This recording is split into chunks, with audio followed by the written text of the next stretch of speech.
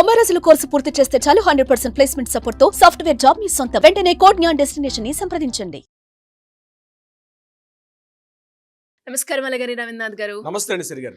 Sir, recent గానే బెంగళూరులో జరిగిన ఇన్సిడెంట్ ఏదైతే ఉందో పీవీఆర్ ఐనాక్స్ సినిమాస్ మీద ఎవరైతే కన్స్యూమర్ రైట్ నాకుంది అనుకుంటూ అతను కేసు ఫైల్ చేయడం జరిగింది. ఆ కేసు యొక్క వివరాలు ఏంటి, దాంతోపాటు అసలు కన్స్యూమర్కి ఎలాంటి హక్కులు ఉంటాయి, ఏ ఏ చట్టాలు వీళ్ళకి వర్తిస్తూ ఉంటాయి, దీనికి సంబంధించిన డీటెయిల్స్ ఏంటి సార్? ఇటీవల బెంగళూరు ఐనాక్స్ థియేటర్ మీద కన్జ్యూమర్ కోర్టు ప్రకారం భారీ జరిమానా విధించారు.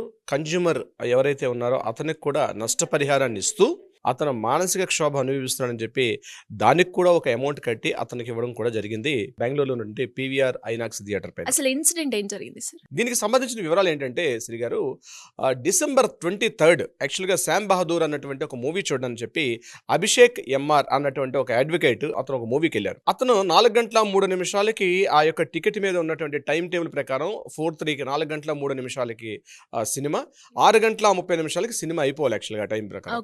అయితే ఇతను ఏం చేశారంటే సినిమా టైం ప్రకారం 4 గంటల 3 నిమిషాలకి సినిమా థియేటర్లోకి వెళ్ళిన తర్వాత అక్కడ సినిమా షోలో 4 గంటల 3 నిమిషాలకి సినిమా షో వేయకుండా అక్కడ ఉన్నటువంటి లోకల్ యాడ్స్ అన్నీ కూడా వేసుకుంటూ 4 గంటల 28 నిమిషాల వరకు షో కంప్లీట్గా అడ్వర్టైజ్మెంట్స్ నడుస్తూ ఉన్నాయి థియేటర్లో.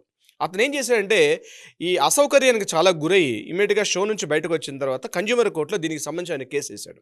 అంటే నేను యాక్చువల్గా 6:30కి సినిమా అయిపోతే నేను 6:50 కల్లా నేను నా ఆఫీస్కి వెళ్ళాలి, ఆఫీస్కి వెళ్లకుండా ఈ షో టైమింగ్ లెంగ్త్ ఇవ్వడం వల్ల నాకు చాలా అసౌకర్యానికి గురి చేశారని చెప్తూ అతను వేశాడు. అతను ఏం చేశాడంటే కన్జ్యూమర్ కోర్టులో వెళ్ళిన తర్వాత రీసెంట్గా బెంగళూరు కన్జ్యూమర్ ఫోరం ఏం చేశారంటే దాని మీద అతనికి తీర్పు ఇవ్వడం కూడా జరిగింది. బెంగళూరులో ఉన్నటువంటి ఆ పీవీఆర్ ఐనాక్స్ థియేటర్ మీద ₹1,00,000 జరిమానా పెనాల్టీ విధించారు. ఆ పెనాల్టీ అమౌంట్ కూడా వినియోగదారుల సంక్షేమ నిధి అని ఒక ట్రస్ట్ ఉంటుంది, ఆ ట్రస్ట్కి ఆ ₹1,00,000 చెల్లేటట్టుగా అక్కడ అమౌంట్ వేశారు.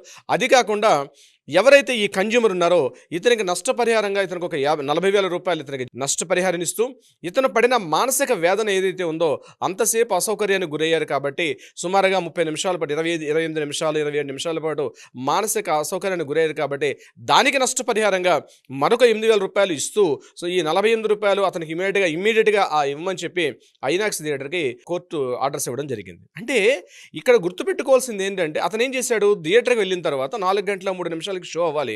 ఆ టైంలో ఏం చేశాడు, ఆ కంప్లీట్గా యాడ్స్ ఏవైతే రన్ అవుతున్నాయో తన మొబైల్ ద్వారా మొత్తం ఆ రన్ అవుతున్న యాడ్స్ అన్నింటినీ కూడా షూట్ చేశారు. దాంతోపాటు టికెట్ని ఇవన్నింటినీ కూడా ఆయన ఫైల్ చేస్తూ ఇమీడియట్గా కన్జ్యూమర్ కోర్టులో వేయడం జరిగింది. అంటే ఇక్కడ గుర్తుపెట్టుకోవాల్సింది వినియోగదారులకు కూడా చట్టాలు ఉన్నాయి, వినియోగదారులకు కూడా హక్కులు ఉన్నాయి.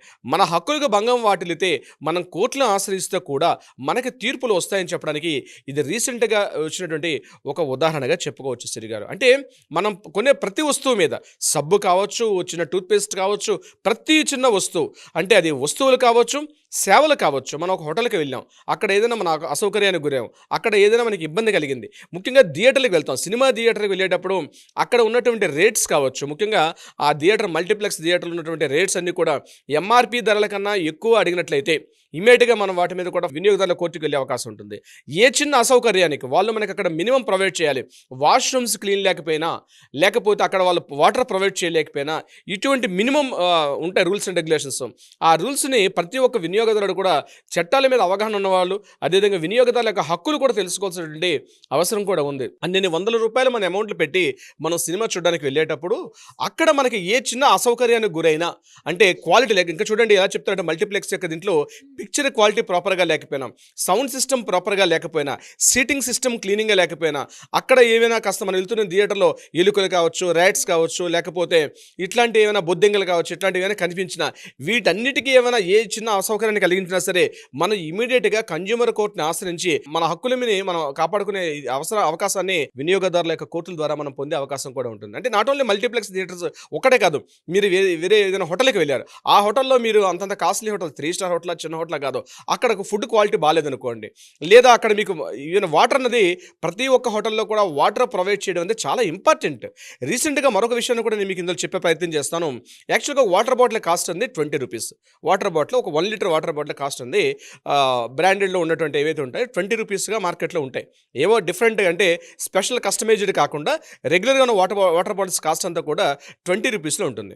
ఇక్కడ మనం హోటల్కి వెళ్ళి బిల్ చేయడానికి వెళ్ళేటప్పుడు ఏం చేస్తారంటే ఇక్కడ ఫుడ్ ఏదైతే ఉంటుందో ఫుడ్ ప్రిపరేషన్లో మనం ఏదో ఆర్డర్స్ చేసుకున్నాం, ఆర్డర్స్తో పాటు ఏం చేస్తారంటే మనం జిఎస్టీ పే చేస్తాం. మనం 2.5% అనేది మనం ట్యాక్స్ పే చేస్తాం, సిజిఎస్టీ, ఎస్జిఎస్టీ.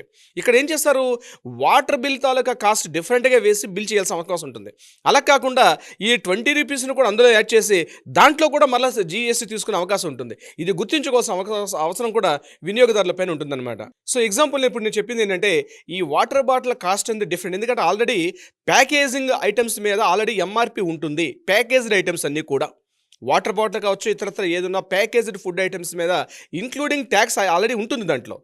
ఇది ప్రిపరేషన్ ఫుడ్లో దీని ట్యాక్స్ వేరేగా ఉంటుంది. ఇక్కడ ఏం చేస్తున్నారు, ఈ ప్యాకేజ్డ్ ఐటమ్ తాలూకా కాస్ట్ని కూడా తీసుకెళ్ళి ఈ ప్రిపరేషన్ చేస్తున్న ఐటమ్స్లో కూడా యాడ్ చేసి మళ్ళీ అగైన్ 2 times మళ్ళీ వాళ్ళు ట్యాక్స్ వసూలు చేసే అవకాశం ఉంటుంది. అందుకని చాలా పేరున్న హోటల్స్ ఏం చేస్తారంటే వాటర్ బాటిల్ కాస్ట్ వేరేగా వేస్తారు, ప్రిపేర్ చేస్తున్న ఫుడ్ ఐటమ్స్ తాలూకా కాస్ట్ వేరేగా వేస్తాయి. ఇది గుర్తుపెట్టుకోవాలి. రీసెంట్గా ఇదే విషయం మీద కూడా మనకి హైదరాబాద్లో కొన్ని హోటల్స్ మీద కేసు కూడా నమోదైంది. జస్ట్ 20 రూపీస్ వాటర్ బాటిల్ మీద ఆల్రెడీ ఎంఆర్పి ఉంటుంది, maximum retail price already including taxes ఉంటే మళ్ళీ ట్యాక్స్ వసూలు చేస్తుందని చెప్పి రీసెంట్గా ఒక కేసు ఆల్రెడీ మనకి కన్జ్యూమర్ కోర్టులో మేము ఫైల్ చేసిన కేసు ఒకటి ఆల్రెడీ రన్నింగ్లో ఉంది. అంటే అది చిన్న మొత్తమా పెద్ద మొత్తమా కాదు, you have a right as a కన్జ్యూమర్గా మీకు కొన్ని హక్కులు ఉంటాయి, కొన్ని చట్టాలు మీకు ఉంటాయి, తెలుసుకోవాల్సిన అవసరం ఉంటుంది. అంటే ఇలాంటి చిన్న మైన్యూట్ కూడా మనం గుర్తించి యాజ్ ఎ కన్స్యూమర్గా మనము కేస్ ఫైల్ చేసే అంత స్కోప్ మనకు ఉంటుందంటారు సార్ ప్రతి దాని మీద? తప్పనిసరిగా అండి. దీని మీద కోర్టు యొక్క ఫీజులు, కోర్టు యొక్క ఆ యొక్క ఛార్జెస్ కూడా ఎవరైతే మీకు ప్రొవైడ్ చేసేటట్టు హోటల్ కావచ్చు, రెస్టారెంట్ కావచ్చు, థియేటర్ కావచ్చు, ఎనీథింగ్ మనకు పబ్లిక్లో ఏవైతే ఉంటాయో అవన్నిటిని కూడా మరలా మీకు వాటిని పొందే హక్కు కూడా మన చట్టాలు మనల్ని మనకి రక్షణగా వాటిని నిలుస్తూ ఉన్నాయి. ఎందుకంటే ఒక వస్తువును కొనేటప్పుడు మనకు హక్కు ఉంటుంది దాని మీద. మనం ట్యాక్స్ పేయర్స్గా ఉన్నాం కాబట్టి యాజ్ ఎ ట్యాక్స్ పేయర్గా మీకంటూ కొన్ని హక్కులు ఉంటాయి.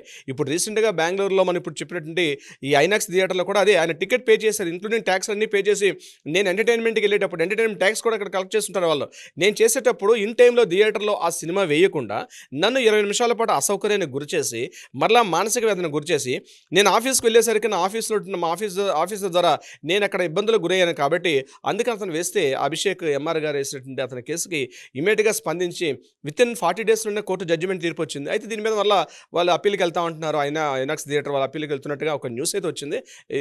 ఇది subject to the correction, I don't know exactly.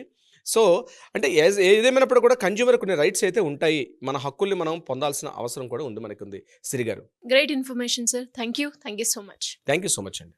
Suman టీవీలో మీ పర్సనల్ అండ్ బిజినెస్ ప్రమోషన్స్ కోసం కింది నెంబర్కి కాంటాక్ట్ చేయండి.